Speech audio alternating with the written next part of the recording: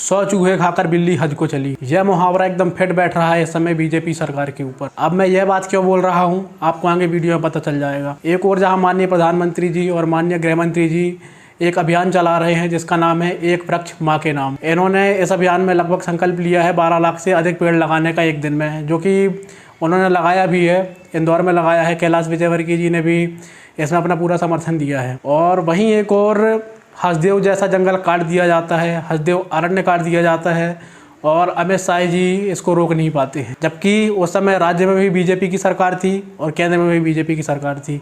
मैं यह नहीं कह रहा हूं कि हसदेव को बीजेपी ने कटवा दिया, लेकिन बीजेपी ने हसदेव को कटने से रोका भी नहीं। हसदेव को कटने की शुरुआत 2010 में हो गई थी। हसदेव को काटने की शुरुआत कांग्रेस ने किया था, लेकिन इसको खत्म बीजेपी ने कर दिया। मैं बीजेपी को इसलिए बोल रहा हूं क्योंकि बीजेपी हसदेव जंगल की कटाई रोक सकती थी। उस समय राज्य में भी बीजेपी की सरकार थी और केंद्र में भी बीजेपी की सरकार थी, फिर भी इन्होंने कोई प्रयास नहीं किया। वहाँ के आदिवासियों ने इतना प्रोटेस्ट किया, दिन रात बैठे रहे, पुलिस वाले लगा के पूरा एकदम नज़रबंद कर दिया गया और नज़रबंद करने के बाद पेड़ काट दिए गए। कोल माइनिंग के लिए जो अभी तक डाटा है, डाटा के हिसाब से 2.5 लाख से अधिक पेड़ काटे गए हैं केवल हसदेव अरण्य में। और वहीं दूसरी ओर बात करें, अभी बात ज़्यादा पुरानी नहीं है, मध्य प्रदेश के बक्सवाहा जंगल की 2-3 साल पुरानी बात है। मध्य प्रदेश सरकार ने भी मध्य प्रदेश के बक्सवाहा जंगल में 4 लाख से अधिक पेड़ों को काटने की अनुमति दे दी थी। यह अनुमति मध्य प्रदेश सरकार ने हीरो की खदान के लिए दी थी। हीरो की खदान के लिए लगभग बक्सवाहा जंगल में 4 लाख से अधिक पेड़ काटे जाने थे। वो अलग बात है कि वहाँ फिर यूट्यूबर्स ने प्रोटेस्ट किया, स्थानीय लोगों ने प्रोटेस्ट किया, फिर हाई कोर्ट को जाके इसमें रोक लगानी पड़ी, वो जंगल कटने से बच गया। फिर अभी हाल में ही उत्तराखंड के खांगला में, वहाँ भी बीजेपी की सरकार है, आदरणीय श्री पुष्कर सिंह धामी जी वहाँ के मुख्यमंत्री हैं। वहाँ भी एक जलाशय बनाने के लिए 2000 से अधिक पेड़ काटने का प्रस्ताव जारी हो गया। पेड़ कटने भी वाले थे, मार्किंग हो चुकी थी, फिर वहाँ जो पर्यावरण प्रेमी है उन्होंने वहाँ प्रोटेस्ट किया, वहाँ के लोकल लोगों ने प्रोटेस्ट किया, जो काफ़ी यूट्यूबर्स हैं उन्होंने प्रोटेस्ट किया। इसके बाद दबाव में जाके सरकार को वो फैसला वापस लेना पड़ा, तो वो जंगल भी कटने से बच गया। अब मैं आपको एक बात और बताना चाहता हूँ जो इन तीनों जगह में एकदम कॉमन रही है। जब मध्य प्रदेश के बक्सवाहा जंगल में 4 लाख से अधिक पेड़ काटने का प्रस्ताव पारित हुआ था, तब भी राज्य में बीजेपी की सरकार थी और केंद्र में बीजेपी की सरकार थी। इस परियोजना में मध्य प्रदेश सरकार ने 4 लाख से अधिक पेड़ों को काटने का प्रस्ताव पारित कर दिया था और यह परियोजना आदित्य बिरला कंपनी के हाथ में थी। स्थानीय लोगों का विरोध हुआ, पर्यावरण प्रेमियों ने विरोध किया, यह परियोजना रुक गई। यही हाल खांगला में भी, वहाँ भी बीजेपी की सरकार थी, पुष्कर सिंह धामी मुख्यमंत्री थे उत्तराखंड के। वहाँ पेड़ काटने का प्रस्ताव 2000 से अधिक पेड़ काटने का प्रस्ताव पारित हुआ, स्थानीय लोगों ने विरोध किया, पर्यावरण प्रेमियों ने विरोध किया और यह परियोजना रुक गई। यह परियोजना राज्य सरकार के हाथ में थी। अब बात करें हसदेव अरण्य की। हसदेव अरण्य जब जंगल कटा उस समय भी राज्य में भी बीजेपी की सरकार थी और केंद्र में भी बीजेपी की सरकार थी और यह परियोजना गौतम अडानी के हाथ में थी। यहाँ इतना विरोध हुआ, इतना प्रोटेस्ट हुआ, वहाँ के आदिवासियों को नज़रबंद कर दिया गया, फिर भी यह परियोजना नहीं रुकी, फिर भी पेड़ों को काटा गया। क्यों? क्योंकि ये परियोजना गौतम अडानी कंपनी के हाथ में थी। यह परियोजना गौतम अडानी की थी।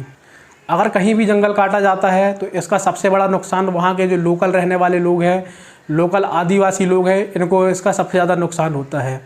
वह क्यों? क्योंकि आदिवासी लोग जो हैं, जो वहाँ के लोकल लोग हैं, उनकी आय का जो मुख्य स्रोत है वो जंगल होता है। लगभग 70 से 80% उनकी आय जंगल पर आधारित होती है।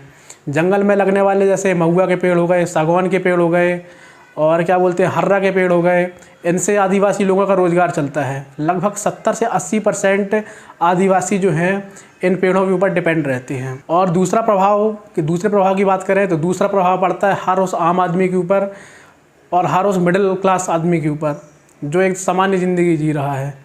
क्या होता है, जंगल कटते हैं, क्लाइमेट चेंज जैसी समस्या बनती है और क्लाइमेट चेंज के कारण एक्सट्रीम वेदर इवेंट होते हैं, जिसके कारण आम लोगों को समस्या जाती है। जब हीट वेव चलती है तो आम आदमी मरता है, क्योंकि आम आदमी के पास चलने के लिए कार नहीं है, और अगर कार है भी तो वह व्यक्ति उस कार को मेंटेन नहीं कर पा रहा है, डेली उस कार से नहीं चल पाएगा।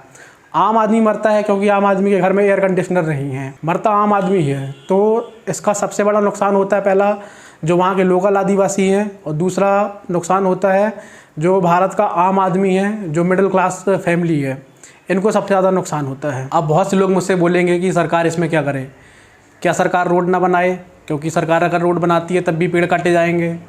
तो सरकार क्या कोल माइनिंग ना करे? क्योंकि कोल माइनिंग भी होगी तब भी पेड़ काटे जाएंगे। तो दोस्तों, इसके लिए भी एक रास्ता है, इसके लिए भी एक उपाय है।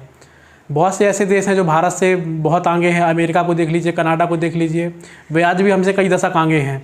फिर भी आप उनकी प्रकृति को देखिए, उनके पर्यावरण को देखिए, उन्होंने अपने पर्यावरण को कितना संजो कर रखा है।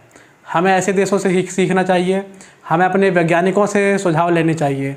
हमारी सरकार अगर बाबाओं के पास कम जाकर वैज्ञानिकों के पास ज़्यादा जाती है, वैज्ञानिकों से सुझाव लेती है, तो ज़रूर इसके बहुत अच्छे सुझाव मिलेंगे। और इस वीडियो के माध्यम से मैं सरकार से केवल इतना कहना चाहता हूँ कि सरकार को पर्यावरण बचाने के लिए, जंगलों को बचाने के लिए कोई ठोस कानून बनाने चाहिए। ठोस कानून आज भी है, हालांकि वो ठोस कानून केवल गरीब लोगों के लिए और सामान्य लोगों के लिए है। पूंजीपतियों तक वो कानून नहीं पहुंच पाते हैं। तो सरकार को कोई ऐसा कदम उठाना चाहिए जिससे यह कानून पूंजीपतियों तक भी पहुंच पाए, पूंजीपति भी इस कानून से डरें।